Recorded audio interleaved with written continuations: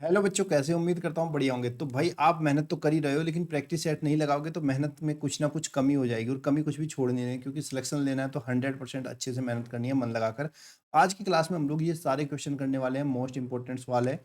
इस क्लास में हम लोग क्वेश्चन नंबर 50 से लेकर 60 तक के क्वेश्चन करेंगे, क्योंकि आपको पता है ना, आपका मैथमेटिक्स पार्ट 41 से लेकर 60 तक आता है, लेकिन मैंने 41 से लेकर 50 तक के इससे पहले प्रैक्टिस सेट में कर लिए थे, जिसका लिंक मिल जाएगा डिस्क्रिप्शन में। तो आज हम ये वाला सेट करने वाले हैं, ध्यान से समझना। एक एक क्वेश्चन इसका बहुत ही ज्यादा इंपॉर्टेंट है, ध्यान से करिएगा। वीडियो को लाइक कर लेना, और कर तो लिया ही होगा। शुरू करने से पहले मैं आपको बता दूं, हमेशा क्वेश्चन को ध्यान से पढ़ना। जितना अच्छे से सवाल पढ़ लोगे उतना ही आसानी से आपका आंसर आएगा। तो पहला क्वेश्चन देखिए। संख्या आपको दी गई है 30,746, और इसमें आपको बताना है किस अंक का स्थानीय मान सबसे अधिक है। तो बच्चे, अगर हम यहाँ पे ध्यान से देखें तो आपको ध्यान रखना, जो भी अंक सबसे लेफ्ट में होगा, जो भी सबसे लेफ्ट में अंक होगा, उसी का स्थानीय मान हमेशा सबसे अधिक होता है। ऑप्शन नंबर इसका 3 राइट आंसर होगा। अगर ये पूछता किसका स्थानीय मान सबसे कम है, अगर ये आपसे कम पूछ लेता तो सबसे राइट में होगा इधर वाला, इसका स्थानीय मान सबसे कम होता है। क्योंकि बच्चे, जब हमारी संख्या होती है वो इस तरह चलती है, इकाई, दहाई, सैकड़ा, हजार, 10,000। तो इकाई वाले अंक का मान सबसे छोटा, और हजार, अब जो इधर सबसे इधर कौन सा है, 10,000, तो इसका जो स्थानीय मान है वो सबसे अधिक हो जाएगा। याद रखोगे ना, जो लेफ्ट में है वही सबसे अधिक होगा। अगला प्रश्न देखिएगा। 380 लीटर का 380 लीटर का 5/19वां भाग मिलीमीटर में कितना होगा? तो बच्चे, एक तो आपको यह ध्यान रखना है कि 1 लीटर को अगर मैं मिलीमीटर में बदलता हूं तो 1 लीटर में आपका 1000 मिलीलीटर होता है। तो यहाँ पे बच्चे 380 लीटर का 5/19वें भाग, तो अब आपको 380 लीटर का 5/19 का मतलब होता है गुणा, और इसका 5/19वां भाग निकाल लो। पहले निकालते हैं, 19 ही कम 19, और 19 दूनी 38, तो 20 पंजे 100। तो बच्चे, ये हो गया आपका 100 लीटर। लेकिन आपको जो आंसर पूछा है वो पूछा है मिलीलीटर में बताओ, तो 100 लीटर को मिलीलीटर में बदलेंगे। 1 मिलीलीटर में होता है आपका 1000 मिलीलीटर, तब 100 लीटर इज इक्वल टू आपका हो जाएगा 100 की मल्टीप्लाई कर देंगे 1000 से। 1000 से मल्टीप्लाई करने पर 100 के साथ में 3 जीरो और लग जाएंगी, तो आपका आंसर हो जाएगा यहाँ पर 1 लाख मिलीलीटर। ऑप्शन नंबर 1 आपका राइट आंसर। अगला सवाल देखिए। ये सवाल तो बार बार पेपर में पता नहीं क्यों आ जाता है, क्योंकि ये इंपॉर्टेंट भी है और ये पूछता भी बहुत बार है। किसी आयताकार मैदान की लंबाई और चौड़ाई में 3 और 2 का अनुपात है। यदि इसका परिमाप 80 मीटर हो तो इसकी चौड़ाई ज्ञात करो। कभी चौड़ाई पूछ लेगा, कभी आपको क्षेत्रफल पूछ लेगा, कभी लंबाई। इस तरह के सवाल ये बनता है। तो यहाँ पे मैदान की लंबाई और चौड़ाई का अनुपात दे रखा है, लंबाई अनुपात चौड़ाई आपको दिया गया है 3:2। तो आपको क्या करना है, यहाँ पे मान लीजिए कि माना लंबाई बराबर 3 मीटर है। मीटर क्यों माना? क्योंकि परिमाप मीटर में ही है। 3x मीटर है, और चौड़ाई आपकी कितनी है बच्चे? 2 अनुपात है, तो आपकी चौड़ाई जो है 2x मीटर है। अब आपको पता होना चाहिए परिमाप का सूत्र। परिमाप यानी कि पेरीमीटर, जो कि होता है 2 गुणा लंबाई प्लस चौड़ाई के बराबर। तो ये आपको जो परिमाप है ये 80 दिया हुआ है, तो यहां से बच्चे हम लंबाई और चौड़ाई का मान रखेंगे। 2 इंटू लंबाई कितनी है हमारे पास? 3x, और चौड़ाई है हमारे पास 2x, इज इक्वल टू 80। यहां से हल करेंगे, 3x और 2x कितना हो गया आपका? 5x। तो 2 into 5x is equal to 80, और 2 पंजे 10x इज इक्वल टू आपका 80 हो जाएगा। So x is equal to 80 divide by 10, क्योंकि जो x के साथ गुणा में होता है वो डिवाइड में जाता है। 10 8 80, x का मान आपका आ गया है 8। आपसे पूछा गया है इसकी चौड़ाई कितनी होगी। चौड़ाई आपने कितनी मानी थी? चौड़ाई मानी थी 2x मीटर। तो चौड़ाई आपको x का मान 8 मिला, तो बच्चे चौड़ाई बराबर 2x। 2 इंटू x का मान कितना है आपका? 8, तो 2 8 16, तो इसकी चौड़ाई होगी 16 मीटर। ऑप्शन नंबर 2 आपका राइट आंसर। यहीं पर अगर आपसे लंबाई पूछ लेता, तो लंबाई आपने मानी थी 3x मीटर, तो लंबाई आपका 3 इंटू 8 24 मीटर हो जाता। पूछ लेता आपको इसका क्षेत्रफल बताओ, तो आपको पता ही है ना, एरिया इक्वल टू लंबाई गुणा चौड़ाई। अगर ये पूछता तो आप ऐसे भी निकाल लेते। क्लियर बच्चे? क्वेश्चन नंबर 54 देखिएगा। क्वेश्चन नंबर 54 में दिया क्या गया आपको? क्वेश्चन नंबर 54 में बोला गया है कि एक आयताकार डिब्बा है जो 90 सेंटीमीटर लंबा है। लंबाई यहां पे दी गई है 90 सेंटीमीटर, और चौड़ाई है इसकी, अगर हम चौड़ाई की बात करें तो ये बच्चे हमारा 50 सेंटीमीटर है। और अगर ऊंचाई की बात करते हैं तो ऊंचाई बराबर हमें 1 मीटर दिया गया है। जैसे ही आपको 1 मीटर दिया तो यहाँ पे तो लोचा हो गया, क्योंकि ये आपका सेंटीमीटर है, ये सेंटीमीटर, ये आपका मीटर। तो इसको या तो आप सेंटीमीटर में बदल लो या फिर इसको मीटर में बदलो, चॉइस तो आपकी है। पर आंसर देखो, यहाँ पे वर्ग सेंटीमीटर, घन सेंटीमीटर और घन मीटर और घन वर्ग सेंटीमीटर सब में दिए गए हैं। तो हम पहले चेक करते हैं इसके आंसर को मीटर में निकाल के। तो देखो, आपको पता है ना, अगर सेंटीमीटर को मीटर में बदलते हैं तो 1 सेंटी बराबर होता है आपका 1/100 मीटर, यानी कि सेंटीमीटर को अगर मीटर में बदलना है तो उसको 100 से डिवाइड कर देते हैं। तो इसी तरीके से अगर ये आपका 90 सेंटीमीटर है तो 90 सेंटीमीटर को अगर मैं मीटर में बदलूंगा तो 100 से डिवाइड करूंगा, 0 से 0 मेरा चला जाएगा, तो आपका 0.9 मीटर लंबाई हो जाएगा। इसी प्रकार मैं चौड़ाई को भी बदल दूंगा, तो आपका 50 डिवाइड बाई जब मैं 100 करूंगा तो 0 से 0 चला जाएगा और ये आपका 0.5 मीटर हो जाएगा।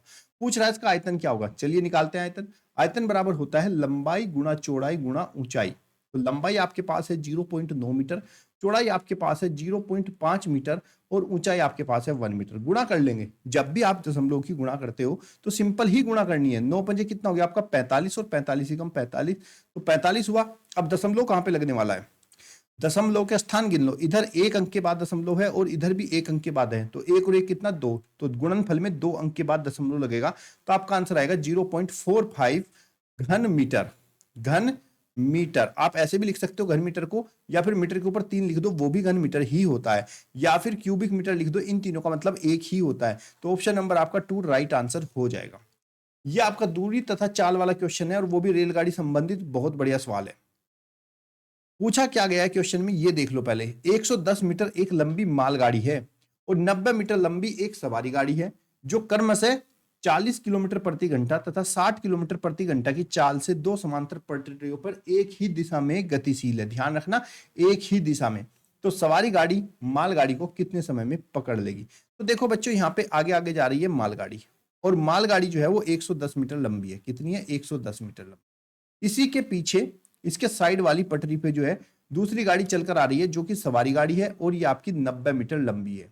लेकिन यहाँ पे इस रेलगाड़ी की चाल, जो हमारी मालगाड़ी है इसकी चाल है 40 किलोमीटर प्रति घंटा, और जो हमारी दूसरी सवारी गाड़ी आ रही है इस गाड़ी की चाल है आपकी 60 किलोमीटर प्रति घंटा। अब ये हमसे पूछ रहा है कितने समय में इस रेलगाड़ी को पार कर लेगा। तो बच्चे एक बात ध्यान रखना, जब एक ही दिशा में रेलगाड़ी गतिशील होती है तो उनकी जो सापेक्ष गति होती है, यानी कि जो फाइनल गति होती है, उस गति का अंतर के बराबर होती है। यानी कि जब एक ही दिशा में चलते हैं तो दोनों की गति आपस में घट जाती है। 60 माइनस 40 बराबर 20, यानी कि 20 किलोमीटर प्रति घंटा आपकी सापेक्ष गति आ गई। जब ये रेलगाड़ी इस रेलगाड़ी को पार करेगी, तो जब एक ही दिशा में चलती है और एक रेलगाड़ी दूसरी रेलगाड़ी को पार करनी होती है तो उसको कुल कितनी दूरी चलनी पड़ती है, उसको दूरी चलनी पड़ती है दोनों रेलगाड़ी के लंबाई के योगफल के बराबर, यानी कि 90 प्लस 110, जो कि जोड़ने के बाद हो जाएगा 200 मीटर। अब बच्चे हमें निकालना कितने समय में, और समय बराबर क्या होता है, समय बराबर होता है आपका दूरी बटे चाल। अब एक समस्या और आपके सामने यहाँ पे आ गई। समस्या ये है कि आपकी जो दूरी है वो तो आपको मीटर में दी गई है, लेकिन आपकी जो चाल है वो किलोमीटर प्रति घंटा में है। तो अगर दूरी आपकी मीटर में है तो आपकी चाल भी मीटर प्रति सेकंड में होनी चाहिए। तो यहाँ पे जो चाल आपको दी गई है वो दी गई है 20 किलोमीटर प्रति घंटा। तो अगर इसको मैं मीटर प्रति सेकंड में बदलूंगा, तो मैंने आपको बताया था कि अगर हमें किलोमीटर प्रति घंटा को मीटर प्रति सेकंड में बदलना, हाईलाइट कर लेना पॉइंट को, तो उसको हम मल्टीप्लाई करते हैं 5/18 से। यहां से हम इसको हल करेंगे बच्चे, तो 2 दशम आपका 20 हो गया और 2 निम आपका हो गया 18। सो अब आपकी टोटल जो चाल हो गई वो हो गई 10 पंजे 50/9 मीटर पर सेकंड। अब देखो चाल हमारी मीटर प्रति सेकंड में हो गई और दूरी हमारी पहले से ही मीटर में है, और समय बराबर होता है दूरी बटे चाल, यानी कि दूरी हमारे पास कितनी है 200 मीटर, और हमारी जो चाल आई है वो आई है 50/9 मीटर। जब हम भाग करते हैं ना तो सबसे नीचे वाली बटे वाली संख्या ऊपर चली जाती है, तो आपका हो जाएगा 200 गुणा 9 बटे में 50। हल करेंगे तो 50 चौका 200, 9 पंजे 45, तो इस ट्रेन को पार करने में 45 सेकंड लगने वाले हैं। ऑप्शन नंबर आपका 4 राइट आंसर। बस कंसेप्ट ध्यान रखना, जब दोनों गाड़ी एक ही दिशा में चलेंगी तो ऐसी कंडीशन में उनकी जो सापेक्ष गति होगी उन दोनों चाल के अंतर के बराबर है। यहीं पर वो बोल देता है दोनों गाड़ी एक दूसरे के विपरीत चलती है, एक गाड़ी इधर से आती है एक गाड़ी इधर से। अगर दोनों गाड़ी एक दूसरे के विपरीत चलती है और पहले की जो गति है वो v1 है और दूसरे की गति v2 है, तो ऐसी कंडीशन में इनकी जो टोटल चाल होगी वो v1 प्लस v2 के बराबर। यानी कि जब रेलगाड़ी विपरीत दिशा में होगी तो चाल को प्लस करना, और एक ही दिशा में होगी तो चाल को माइनस करना। दूसरा ध्यान रखना कि जब एक रेलगाड़ी दूसरी रेलगाड़ी को पार करती है तो उसको उतनी दूरी चलनी पड़ती है जितनी इन दोनों की लंबाई होती है।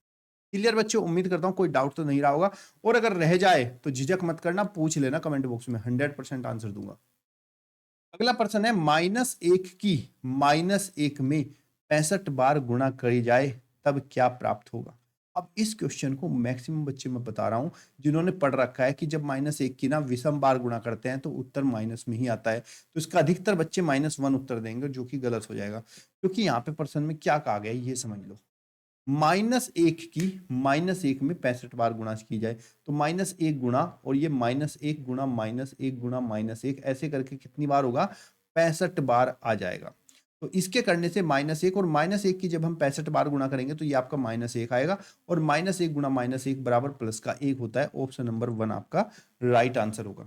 7 देखिए, यहाँ पे आपको x का इसका मान बताना है, इस पे क्या होगा, तो आप इसके जगह पे क्या रखोगे, x रख लोगे यहाँ पे, तो x का की जगह गुणा लगा लेना, ये आपका 4/5 प्लस 8 एकम 8 और 7 15/8 प्लस में 5/8 बराबर कितना हो गया, 759।